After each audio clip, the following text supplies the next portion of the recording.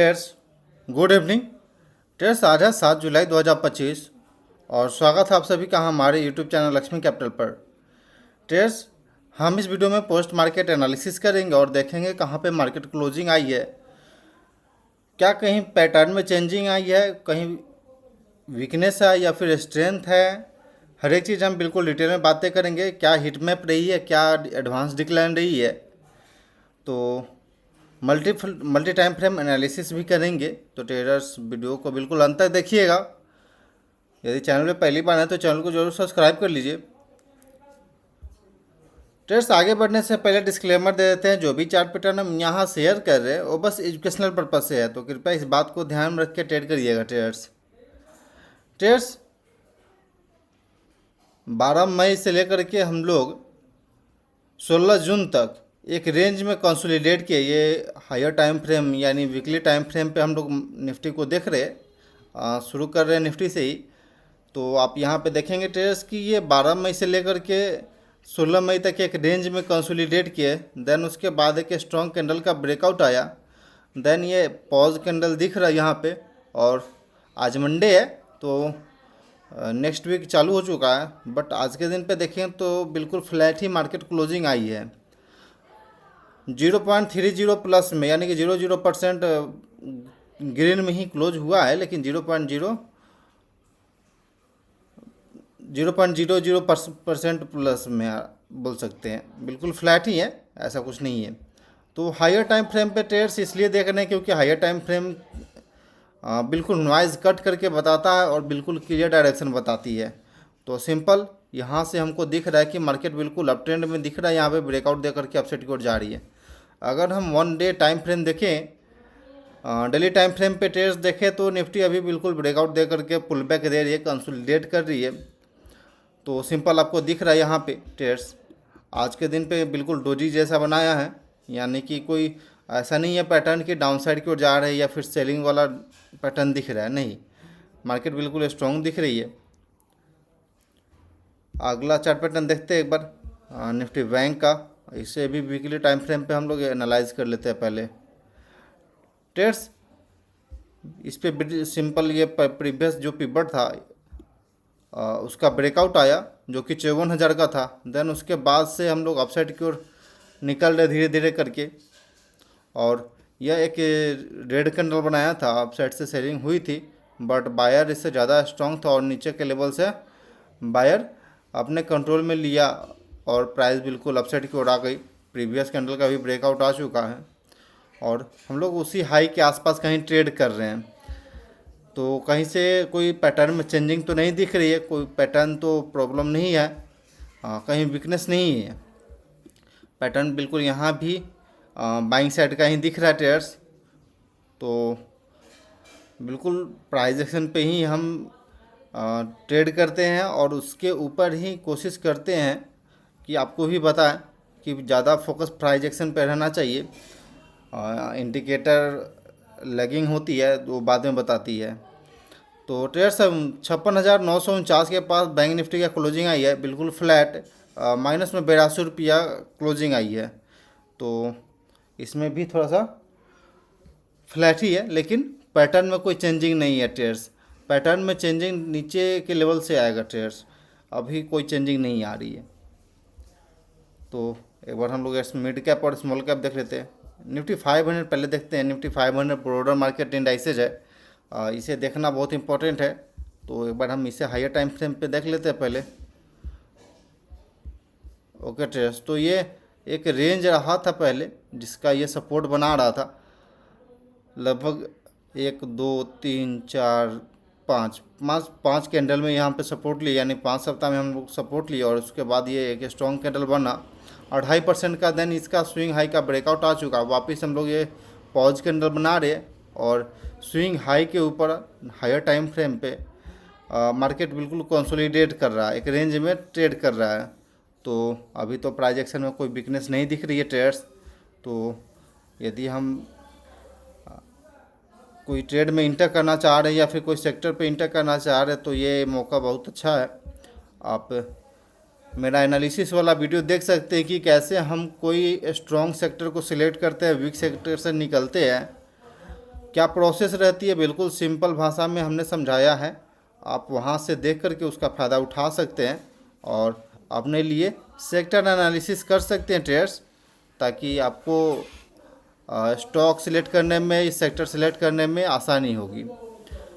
Broader market index Nifty total market है, इसे एक बार हम लोग देख लेते हैं ट्रेड्स। यहाँ भी देखा जाए तो ये ब्रेकआउट के बाद अपसाइड की ओर सस्टेन करने का कोशिश कर रहा है और सस्टेन भी कर रहा है। हायर टाइम फ्रेम पे बिल्कुल स्ट्रॉन्ग दिख रही है मार्केट, कहीं से भी वीकनेस नहीं है। स्मॉल कैप और मिड कैप का एक बार चार्ट देख लेते हैं ट्रेड्स। मिड कैप का चार्ट देखेंगे ट्रेड्स तो ये अपने स्विंग हाई के बाद से वहीं पे गया है और उसके हाई के पास बिल्कुल कंसोलिडेट कर रहे हैं हम लोग। यानी कि जो सेलर है ट्राई कर रहा है मार्केट को नीचे ले जाने का, लेकिन जो भी सेलिंग है वो ऑब्जर्व हो जा रहा है, बायर के द्वारा ऑब्जर्व हो जा रही है। तो आई थिंक कि यहाँ पे बायर ही स्ट्रॉन्ग दिख रहा है हमें, नहीं तो सेलर अगर एक्टिव होता तो मार्केट को वापस नीचे लेकर के आ जाता। स्मॉल कैप में देखेंगे ट्रेड्स तो ये भी 18,950 के पास क्लोजिंग आई है और ख़ासकर तो इसमें तो ब्रेकआउट भी आ चुका था प्रीवियस पिवट का, देन उसके ऊपर ही कंसोलिडेट कर रहे हैं हम लोग, तो कोई दिक्कत की बात नहीं है, बिल्कुल स्ट्रॉन्ग दिख रही है ट्रेड्स। अगर आज इंटरडे बेसिस पे अगर प्राइस एक्शन देखें निफ्टी का और बैंक निफ्टी का, 2 मिनट में ट्रेड्स हम बात कर लेंगे बस।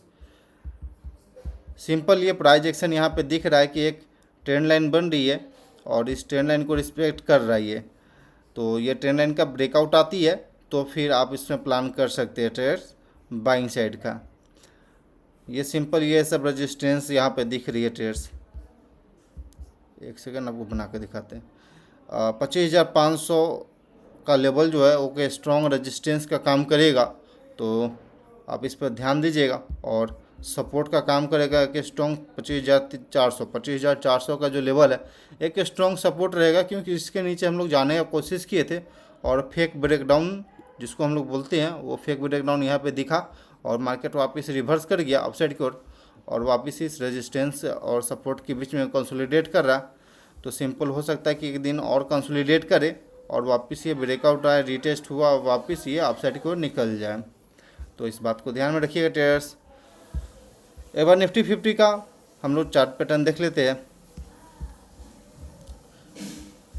ओके ट्रेडर्स, एक सेकेंड। ओके ट्रेडर्स, तो इसमें भी देखा जाए तो एक सिंपल रेजिस्टेंस लाइन बन रही है जो कि पहले सपोर्ट का काम कर रहा था, देन अभी वापस रेजिस्टेंस बन चुका है और आज के दिन पे भी वापस उस रेंज में आया, बट सेलर एक्टिव हो गया और प्राइस को नीचे लेकर के आ गया। यानी कि ट्रेडर्स हम लोग इस रेजिस्टेंस लाइन को अगर ब्रेक करके ऊपर सस्टेन करते हैं 57,200 के ऊपर अगर सस्टेन कर जाते हैं, तब जाकर के हो सकता है कि बायर एक्टिव हो सकता है ट्रेडर्स। सिंपल यहाँ से देखा जाए तो ट्रेडर्स पहले ये रेजिस्टेंस था लेकिन सपोर्ट बना, वापस सपोर्ट लिया, देन वापस इसका ब्रेकडाउन आया, बट ये फेक ब्रेकडाउन दे करके यहाँ से सेलर को फंसाया, देन वापस अपसाइड की ओर आ गया। तो हो सकता है इस रेंज में कंसोलिडेट करने के बाद वापस इस रेंज का ब्रेकआउट दे और ब्रेकआउट पे आप प्लान कर सकते हैं ट्रेडर्स। नीचे के लेवल पे अभी सपोर्ट, यहाँ भी सपोर्ट ले सकता है, देन इसके अलावा नीचे सपोर्ट ले सकता है। लेकिन जब भी कोई इंडेक्स, कोई भी स्टॉक ऑल टाइम हाई के पास है तो समझिए वो काफ़ी स्ट्रॉन्ग है, मार्केट बिल्कुल आउट परफॉर्म कर रही है, उसको मार्केट को बिल्कुल आउट परफॉर्म कर रही है। तो इस बात को ध्यान रखिएगा ट्रेडर्स। एक बार एनएससी के साइड पे आते हैं, एडवांस डिक्लाइन देख लेते हैं क्या एडवांस डिक्लाइन रही है आज के दिन पे। ट्रेडर्स 1154 स्टॉक प्लस साइड में क्लोजिंग आई, वहीं पे डिक्लाइन साइड में 1795 लगभग 1800 के पास का स्टॉक जो है डाउन साइड का क्लोजिंग आई है, यानी कि थोड़ा सा वीकनेस रहा है। हिट मैप थोड़ा सा देख लेते एक बार।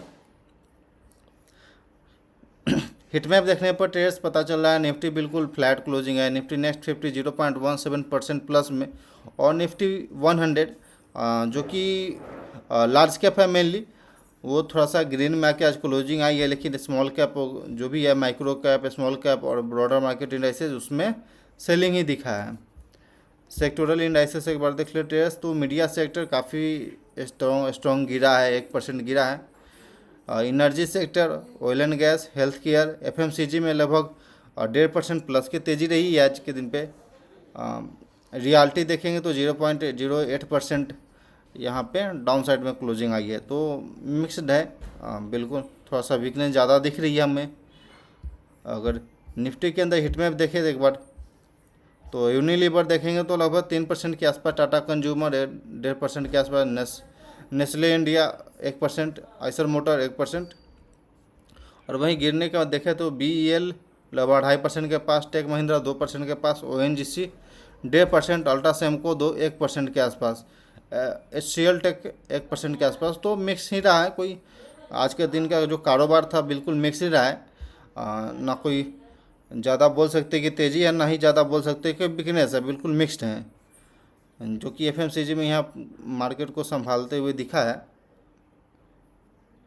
तो ट्रेड्स हायर टाइम फ्रेम देखने से तो ये सिंपल क्लियर दिख रहा है कि मार्केट बिल्कुल अप ट्रेंड में है और हमें बाइंग अपॉर्चुनिटी साइड ही जाना चाहिए। तो आई थिंक कि आप समझ गए होंगे। ओके ट्रेडर्स, क्लोज करते हैं वीडियो को। कोई क्वारी हो तो कमेंट सेक्शन में जरूर पूछिएगा।